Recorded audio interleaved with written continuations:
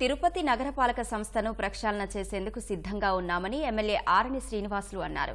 SV university senate హాల్లో నిర్వహించిన తిరుపతి నగరపాలక సంస్థ సాధారణ సమావేశ కార్యక్రమంలో ఆయన పాల్గొన్నారు. సచివాలయంలో కార్పొరేటర్లకు ప్రత్యేక గది ఏర్పాటు చేస్తామని ఆరణి శ్రీనివాసులు తెలిపారు. సచివాలయ వ్యవస్థను బలోపేతం చేస్తామన్నారు. డ్రైనేజీ కాలువలు, రోడ్లు తదితర మరమ్మతులపై అధికారులను నివేదిక కోరామన్నారు. నివేదిక ఆధారంగా ప్రాధాన్యత క్రమంలో పనులు చేస్తామని స్పష్టం చేశారు.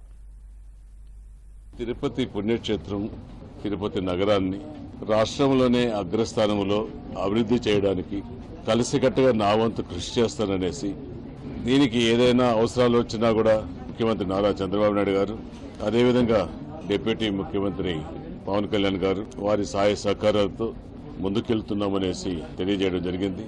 పొరపాటు జరిగినవన్నీ ప్రక్షాళన చేసి చర్యలు కూడా తీసుకునే కొన్ని ఆదేశాలు ఇవ్వడం జరిగింది. ఈ టీడీఆర్ బాండ్లలో అయితేనేమి, అదేవిధంగా నాణ్యత లేని రోడ్లు అయితేనేమి, వాటిని కూడా ఎంక్వైరీ చేసి బాధ్యులు ఎవరికైనా తప్పు చేసి ఉంటే శిక్ష తప్పదు.